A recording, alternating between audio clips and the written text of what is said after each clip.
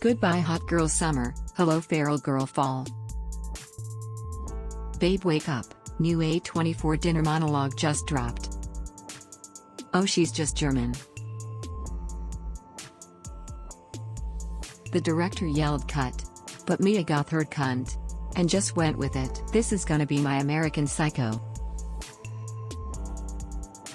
Howard is so real for staying after all that.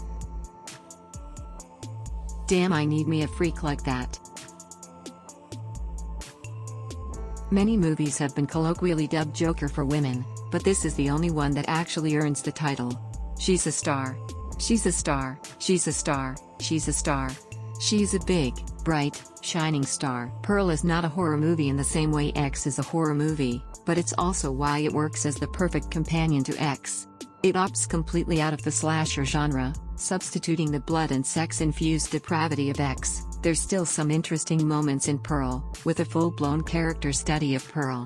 While this will certainly be a disappointment for those looking for kills and thrills, Mia Goth makes up for it by simply being Mia Goth. Dragged a little too much for my liking, but the last 30 minutes is Mia Goth proving she's a fucking superstar. Finally, the origin story for the grandma's horniness. Do not interrupt a girl in her crazy psychotic mentally unstable monologues. Country girls make do. Texas Chainsaw Massacre and Boogie Nights gets traded in for Carrie and Wizard of Oz in an outstanding prequel that only makes X that much better. Pearl isn't just the random homicidal maniac awoken one evening to give X a villain, but rather a terrifying manifestation of someone who was never given a chance at their dream. Who is told that practicality and reality are what society wants, even though it constantly tells you to have a dream. She's crazy but she's free. So, I actually wasn't that excited for Pearl. I liked X well enough, but it didn't really blow me away. And I thought a prequel was in danger of being superfluous, or even worse, complicating or cheapening the good qualities of the original installment. I was very wrong. Pearl is gorgeous, a technicolor, old Hollywood-style deranged. Not only does it not cheapen X, it enriches it at every turn and makes the character of Pearl an icon. T. West made a John Waters movie, smiley face. Pearl is a perfect complementary film to T. West's X precisely because of how different it is while retaining its dark humor and gnarly violence. Mia Goth goes all in and slays the demented titular role, especially with the show-stopping monologue in the film's climax.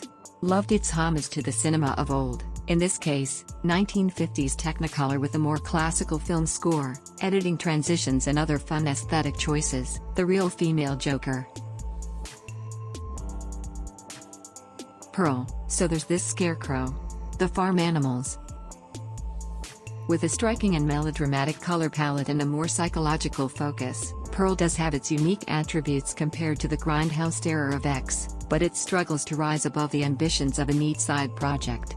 As a concept, it lacks the genre context of what made T. West's previous film so refreshing and barebones. Pearl barely feels developed. Here, West seems like a fish out of water, struggling to shape Pearl into both a villainous presence and our sympathetic lead. The Wizard of Oz meets the farmer's daughter in Technicolor. Mia Goth is a demented dream and trades her iconic blue eyeshadow look for a red dress and a pitchfork.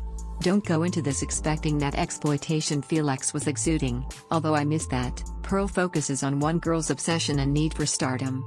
Couldn't have asked for a better prequel to showcase the emotional range on this girl. That Mia Goth end credits roll deserves 5 big fucking stars. Bring on Maxxxine, a truly delightful sequel to X that is absolutely nothing like its predecessor and yet still manages to be just as captivating and intriguing.